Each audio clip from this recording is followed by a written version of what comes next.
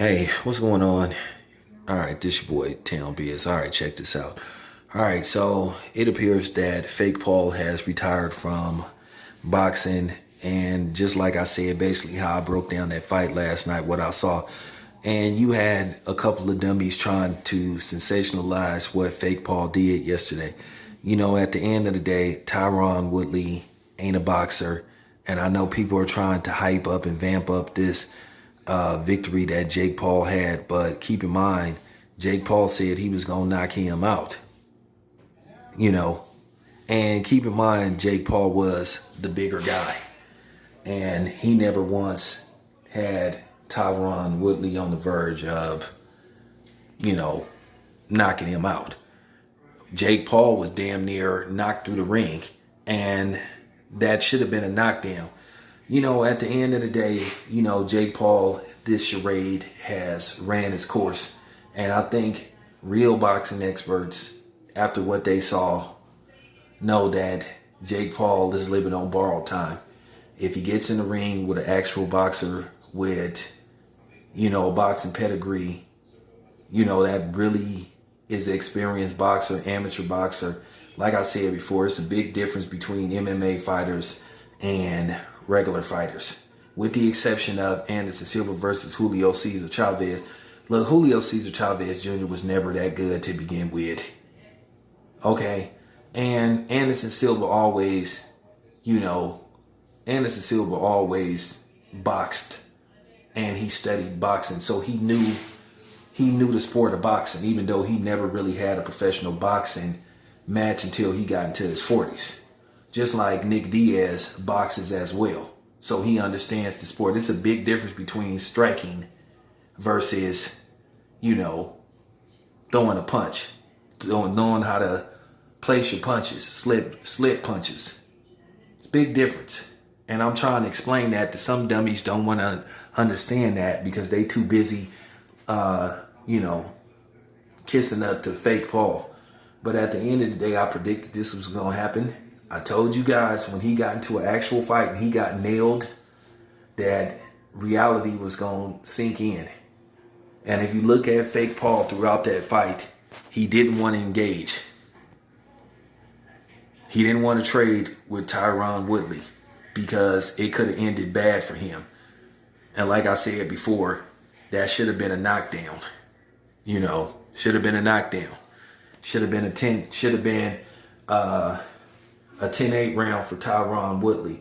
But, you know, nevertheless, it is what it is. You know, Tyron Woodley, to me, he sort of retired Fake Paul because he sent the message out there. Tyron Woodley, had he had a little bit more experience at boxing, because like I keep saying, there's a big difference transitioning into boxing versus MMA, and the same thing with transitioning into MMA versus boxing. You know, keep in mind, Carissa Shields is young. She's only 24, 25. But she had been off and on training in MMA for a while. Now, keep in mind, is she ready to go up against the top dogs in MMA? No, absolutely not. She has to get preparation. She has to prepare herself. So, you know, at the end of the day, Carissa Shields is doing her thing. She's officially a two-sport athlete. But at the end of the day, she's better at boxing than she is MMA. She's taking baby steps. They put her in the ring with somebody, you know, that they knew she could more than likely beat. So, I mean, it is what it is. There's no knock on Carissa Shields. But fact is fact and truth is truth. And if anybody got a problem with that, then that's just too fucking bad. And I'm just keeping it a buck. Okay? The thing is with Fake Paul, he constantly was hand selecting these MMA fighters. At 4 fights, he never tried to fight a professional boxer. And then in his post-fight press conference, to have the audacity to try to compare himself to Floyd Mayweather and Manny Pacquiao and Canelo, dudes that, you know, who began their career fighting professionally, fighting actual fighters. Doesn't matter what the guy's records is. But you fought two nobodies. Well, I ain't gonna say a nobody. You fought a nobody, a basketball player, a MMA guy that got knocked out in like 1 second, and then a dude who was, a dude who was basically past his prime. Best years were behind him, and a dude who was known for not being able to pull the trigger, who had lost a step in Tyron Woodley. That's why he picked him. So it didn't work out in his favor. At the end of the day, to me, it's a moral victory for Tyron Woodley. Most people thought he should have got the nod. Total punches landed don't mean shit when it comes to how the other person landed their punches. If a dude land 120 punches and the other dude land 140 punches, but if the dude land the 120 punches at the right time based off a dude landed 140 punches, it comes down to momentum and how you land those punches. If a dude peppering you with a couple of jabs, 2-3 jabs, and a dude hitting you with 2 big power shots and rocking your shit, well, who you think's in most cases the referee's gonna go with? So it doesn't matter punches landed. So I'm just keeping that a buck. It's the same thing with officiating in the NBA. When people say, oh, well, this team, got more foul calls than the other team, or this team got just as many foul calls as the other team. It don't matter about how many foul calls is called against a particular team. It's the momentum and the moment when they're called. And that's what a lot of people don't understand. But Tyron Woodley, like I said before, if he had better boxing skills and he had been a more experienced fighter / boxer versus MMA fighter, mixed martial artist, he would have did a lot of damage to Fake Paul.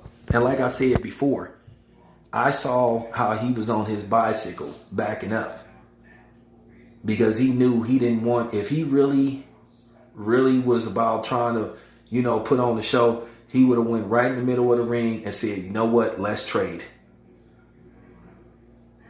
He was badly hurt and he almost went through the ropes. So at the end of the day, like I said, this is what I've been saying about this dude. I told you, he ain't he ain't what he thinks he is, and he ain't what his fans think he is. Like I said, he's a very good talker. He knows how to sell himself. He knows how to promote himself and say he's a real champion at what? And based off the fact that you retired, that just shows me that you saw the writing on the wall. You knew you didn't want to be humiliated eventually in an actual fight. So I think it's smart for him to get out of there. Like I said before, he need to quit while he's ahead because, like I said, he get put in the ring. Do you know if they put Canelo in the ring with him, they may need, somebody to bring, for real. They may need somebody to revive him because Canelo would seriously hurt him. Can you imagine if they put David Benavidez in the ring with Fake Paul? Do you know what type of damage somebody like that? Do you know what Arthur Beterbiev would do to somebody like Fake Paul? That might be the last time you ever see that dude in, period. I think Arthur Beterbiev would make him a vegetable. So like I said, he better quit playing. You made a few $1 million, of, endorsements and, YouTube views and all that kind of stuff. So, take your money and do something else, man. But stay away from this boxing shit, man, before you really get hurt. This ain't nothing to play with, man. You look at your type of competition that you done fought, man, like I said, it says a lot. It says a lot. But you trying to make it look like you a more accomplished fighter than Floyd Mayweather and Canelo and you doing something special. No, you're not really doing nothing special. You just have a more advanced version of celebrity boxing or the tough man contest. That's pretty much it. For real. Take it for what it's worth, dude. And J. Leon Love, man, the thing what you done resorted to, you know, being a one-star boxer to basically aligning yourself with YouTubers, man, whew, I'm out.